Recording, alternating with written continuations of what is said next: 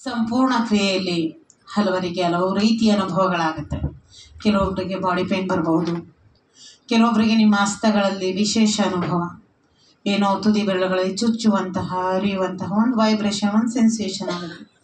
Reiki ಶಕ್ತಿ ಬಾ ಅಂತಂದರೆ ಜಳ ಜಳ ಜಳ ಅಂತ ನೀರು ಬಂದಂಗೆ ಬರುತ್ತೆ. ಅಲ್ಲ, ನಮ್ಮ ಒಳಗಡೆ ಒಂದು ಅದ್ಭುತವಾದ ಶಕ್ತಿ ಸೆನ್ಸ್ ಆಗುತ್ತೆ. ಅದು ನಿಮಗೆ ಗೊತ್ತಾಗುತ್ತೆ. ರೇಖಿ ಕನೆಕ್ಷನ್ಸ್ ಆಗಿದೆಯಾ ಆಗಿಲ್ವ ಅದೆಲ್ಲ ಈಗ ನಿಮಗೆ ಪ್ರೂವ್ ಆಗುತ್ತೆ. ಮತ್ತು ರೇಖಿ ಅಭ್ಯಾಸ ಹೇಗೆ ಮಾಡಬೇಕು ಫಸ್ಟ್ ಲೆವೆಲ್ ಅವರು, ಯಾಕೆಂದರೆ ನಮ್ಮಲ್ಲಿ ಸೆಕೆಂಡ್ ಲೆವೆಲ್ಗೆ 2 months ಪ್ರಾಕ್ಟೀಸ್ ಕ್ಲಾಸಸ್ ಇರುತ್ತೆ. ಎಲ್ಲರಿಗೂ ಗೊತ್ತಿದೆ, ಗ್ರೂಪ್ ಜಾಯಿನ್ ಮಾಡ್ತಾರೆ. ಅರ್ಲಿ ಮಾರ್ನಿಂಗ್ ಎಷ್ಟೊತ್ತಿಗೆ 4:45ಕ್ಕೆ ಎದ್ದು ಬರೋವಂಥದ್ದು ಮಾಡಬೇಕು. ಓಕೆ, 4:44ಕ್ಕೆ ಅಲಾರಾಮ್ ಬೆಲ್ ಇಟ್ಕೊಂಡಿರಿ. ಮುಂಚೆ ಎದ್ದು ನಿಮ್ಮ ನಿತ್ಯ ಕ್ರಮಗಳನ್ನು ಮುಗಿಸಿ 444 444 ನಂಬರನ್ನು ಸ್ವಲ್ಪ ನೋಡಿ ನಿಮ್ಮ ಗೋಲ್ ಏನೋ ಒಂದು ಇರುತ್ತೆ ಅಲ್ವಾ. ಸೊ ಏನೂ ಇಲ್ಲವೇ ಇಲ್ಲ, ತಲೆನೇ ಕೆಡಿಸ್ಕೊಬೇಡಿ. ನಾನೊಂದು ಅತಿ ಅದ್ಭುತವಾದಂತಹ ಚೈತನ್ಯ ಶಕ್ತಿ, ನಾನೊಂದು ಅದ್ಭುತವಾದಂತಹ ಚೈತನ್ಯ ಶಕ್ತಿ. ಇದುವರೆಗೂ ಇದೆಯಲ್ಲ, ಇದನ್ನು ಬಡ್ದಿಡಿಸ್ಬೇಕು. 1 ನಿಮಿಷ ಅದೇ ಕೆಲಸ ನಿಮಗೆ.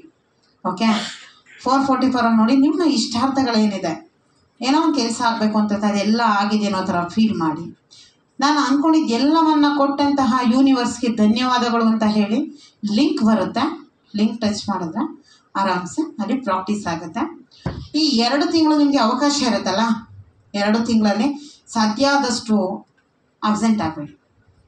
2 ತಿಂಗಳ ಮೇಲೆ ನೀವೇ ಕೇಳಿದ್ರು ಕೂಡ ಅಲ್ಲಿ ಕ್ಲಾಸಸ್ ಸಿಗಲ್ಲ. ಕಾರಣ ಏನಾದರೆ ಇಲ್ಲಿ ಬಂದವರು ಯಾರು ಕೂಡ ಸೋಲ್ಬಾರ್ದು ಅಲ್ವಾ. ಪಿರಮಿಡ್ ಅಂದರೆ ಏನು, ಅಲ್ಲಿ ಯಾವ್ಯಾವ ಸಂಕೇತಗಳು ಬರುತ್ತೆ, ಯಾವ ಸಂಕೇತ ಹೆಂಗೆ ವರ್ಕ್ ಆಗುತ್ತೆ, ನಾವು ನಮ್ಮ ಆರೋಗ್ಯಕ್ಕೆ ಹೀಲಿಂಗ್ ಹೇಗೆ ಮಾಡ್ಕೋಬೇಕು, ಹೀಲಿಂಗ್ ಸಿಂಬಲ್ ಅಂದ್ರೇನು, ಪ್ರೊಡಕ್ಷನ್ ಸಿಂಬಲ್ಸ್ ಅಂದ್ರೇನು, ಹರ್ನಿಂಗ್ ಸಿಂಬಲ್ ಅಂದ್ರೇನು, ಹೆಂಗೆ ವರ್ಕ್ ಆಗುತ್ತೆ, ಯಾವ್ಯಾವ ಸಮಸ್ಯೆಗೆ ಯಾವ್ಯಾವ ಚಕ್ರಗಳನ್ನು ಎಷ್ಟು ಹೊತ್ತುಗಳ ಕಾಲ ನಾವು ಹೀಲ್ ಮಾಡಬೇಕು, ಡಿಸ್ಟೆನ್ಸ್ ಎನರ್ಜಿ ಕನೆಕ್ಷನ್ಸ್ ಅಂದ್ರೇನು, ಯಾವುದೇ ವ್ಯಕ್ತಿ ಎಲ್ಲೇ ಇದ್ರೂ ನಾವು ಅವ್ರನ್ನ ಕ್ಯೂರ್ ಮಾಡ್ಬೋದಾ ಅಲ್ವಾ. ಸೊ ಗೊತ್ತಿರುತ್ತೆ, ನನ್ನ ಓಲ್ಡ್ ಸ್ಟೂಡೆಂಟ್ಗಳಿಗೆ ತುಂಬ ಕೇಸಸ್ಗಳನ್ನ ತಳ್ತಾ ಇರ್ತೀನಿ ಗ್ರೂಪಿಗೆ. ಇವ್ರಿಗೆ ಹುಷಾರಿಲ್ಲ, ಮೊನ್ನೆ ಒಂದು ಫೋಟೋ ಬಂತು ಒಂದು ಹಸುಗೆ. ಹೌದಾ, ಹಸುಗಳಿಗೆಲ್ಲ ಏನದು ಚರ್ಮದಲ್ಲಿ ಗಂಟಾಗಿರುವಂಥದ್ದು, ಅದಕ್ಕೆ ಹಸುಗೂ ಹೀಲ್ ಮಾಡಿ ನೋಡಿ. ನಮ್ಮ ರೇಖಿ ಸಂಸ್ಥೆನಲ್ಲಿ ಸ್ಟೂಡೆಂಟ್ಗಳನ್ನ ಹೆಂಗೆ ರೂಪ್ತೀವಿ ಅಂದರೆ, ಅವರು ಮನುಷ್ಯರನ್ನಷ್ಟೇ ಹೀಲ್ ಮಾಡಬಾರ್ದು, ಜಾನುವಾರುಗಳನ್ನು ಕೂಡ ಹೀಲ್ ಮಾಡಬೇಕು. ಆಯಿತಾ. ಅಲ್ಲಿ ಮೇಡಮ್ ಸೆಕೆಂಡ್ ಲೆವೆಲ್ ಆದಮೇಲೆ ನಾನು 3Aಗೆ ಹೋಗಬೇಕು, ಏನು ಮಾಡಬೇಕು, 6 ತಿಂಗಳು ಸತತ ಅಭ್ಯಾಸ ಮಾಡಿರಬೇಕು. 2 ತಿಂಗಳು ಇಲ್ಲಾದ ನಂತರ ಮತ್ತೆ 4 ತಿಂಗಳು ನೀವು ಪ್ರಾಕ್ಟೀಸ್ ಕ್ಲಾಸ್ ಮುಗಿದ ನಂತರ 4 ತಿಂಗಳು ನೀವು ಪರ್ಸನಲ್ ಆಗಿ ಪ್ರಾಕ್ಟೀಸ್ ಮಾಡಬೇಕು. ಕನಿಷ್ಠ ನಿಮ್ಮ ಮನೆಯವ್ರಿಗಾದರೂ ಹೀಲ್ ಮಾಡುವಂಥ ಕೆಪಾಸಿಟಿ ನಿಮಗಿರಬೇಕು ಅಲ್ವಾ. ಏನೋ ಒಂದು ನೋವು ಅಂತಾರೆ, ಒಂದು ಸಮಸ್ಯೆ ಇರುತ್ತೆ, ನಿಮ್ಮ ಸಮಸ್ಯೆಯನ್ನು ನೀವು ಗೆಲ್ಲೋದು ಪ್ರಥಮ ಅಂತ ಸಾಕು, ಸೆಲ್ಫ್ ಫೀಲಿಂಗ್ ಆಗುತ್ತೆ. ನೆಕ್ಸ್ಟ್ ಡಿಸ್ಟೆನ್ಸ್ ಹೀಲಿಂಗ್ ಅಂದರೆ ಸೆಕೆಂಡ್ ಲೆವೆಲ್. 3A ನೀವು ಇನ್ನೂ ಬೂಸ್ಟ್ ಆಗಲಿಕ್ಕೆ, ಅರ್ಥ ಆಯ್ತಾ. ಸೊ ನೀವು ಸೆಕೆಂಡ್ ಲೆವೆಲಿಂದ 3Aಗೆ ಮೇಡಮ್ 21 ದಿನ ಆದ ತಕ್ಷಣ ಬರ್ಬೋದಾ. ಕೆಲವೊಬ್ರು ಹೇಳ್ತಾರೆ 21 days ಸಾಕು ಅಂತ. ಸರ್ಟಿಫಿಕೇಟ್ ವೈಸು ಒಬ್ಬರು ಸಾಧಕರಾಗೋದಕ್ಕೆ ಸಾಕು. ನೀವೆಲ್ಲ ಸರ್ಟಿಫಿಕೇಟ್ ವೈಸ್ ಸಾಧಕರಾಗ್ತೀರಾ, ನಿಜವಾಗ್ಲೂ ಸಾಧಕರಾಗ್ತೀರಾ. ನಿಜವಾಗ್ಲೂ ಸಾಧಕರಾಗಲೇಬೇಕು ಅಂದರೆ ನಮ್ಮಲ್ಲಿ 5 ವರ್ಷಗಳ ಕಾಲ ಎತ್ತಿಡಬೇಕು. ಆಯಿತಾ. ಅಷ್ಟು ಮೇಡಮ್ ನಮ್ಮ ಟೈಮ್ ಇಲ್ಲ ಅಂದರೆ ತಲೆನೇ ಕೆಡಿಸ್ಕೊಬೇಡಿ. ನೀವು ಫಸ್ಟ್ ಲೆವೆಲ್ ಏನು ದೀಕ್ಷೆ ಆಗಿದೆ ಅಲ್ಲ, ಇದೇ ಸಾಕು. ಸೆಲ್ಫ್ ಫೀಲಿಂಗ್ ನೀವು ಇರೋವರೆಗೂ ನಿಮ್ಮನ್ನು ಅದ್ಭುತವಾಗಿ ರಕ್ಷಣೆ ಮಾಡುತ್ತೆ, ಎಲ್ಲ ಕಾಯಿಲೆಗಳಿಂದ ಹೊರಗಡೆ ತರುತ್ತೆ. ಇದ್ರಲ್ಲಿ ನಿಮ್ಮನ್ನು ನೀವು ಕಳ್ಕೊಂಡಾಗ ನಿಮಗೆ ಗೊತ್ತಿಲ್ಲದೇ ನೆಕ್ಸ್ಟ್ ಲೆವೆಲ್ಗೆ ನೀವು ಹೋಗ್ತೀವಿ. ಓಕೆ, ಇಲ್ಲಿ ಹಂತದ ಸಾಧನೆ ಹೇಗೆ ಅಂದರೆ, ನೀವು ನಿಮ್ಮನ್ನು ಕಳ್ಕೊಂಡು ನಿಜವಾದ ಎನರ್ಜಿ ಆನಂದವನ್ನು ಪಟ್ಟು ಬರುವಂಥದ್ದು ಸಾಧನೆ ಅಲ್ವಾ. ಡೇಟ್ ಕ್ಯಾಲೆಂಡರ್ಗೆ ಹೋಗಿ ಹಾಕ್ಬಿಟ್ಟು ನೆಕ್ಸ್ಟ್ 21 ದಿನ ಆದ ತಕ್ಷಣ ದೀಕ್ಷೆಗೆ ಬಂದರೆ ಅದು ನಮಗೆ ಲಾಸ್ ಅಲ್ಲ. ನಾವಿಲ್ಲಿ ಕೇಳ್ತೀವಿ ರೇಖಿ ಸೆನ್ಸ್ ಆಗ್ತಾ ಇದೆಯಾ, ಏನಾಗ್ತಾ ಇದೆ, ಇದನ್ನು ಏನು ಕ್ರಾಸ್ ಚೆಕ್ ಮಾಡ್ತೀವಿ ಅಂದರೆ 100% ನಿಮ್ಗೆ ವರ್ಕ್ ಆಗ್ತಾ ಇದೆಯಾ. ಯಾರಿಗೆ ವರ್ಕ್ ಆಗುತ್ತೆ ಹೇಳಿದ್ರು ಅವರು, ಡೈಲಿ 3 times ಮಾಡ್ತೀನಿ ನಾನು, ತುಂಬ ಆರೋಗ್ಯವಾಗಿ ಡೈಲಿ 6 times ಮಾಡ್ತಿದ್ದೆ.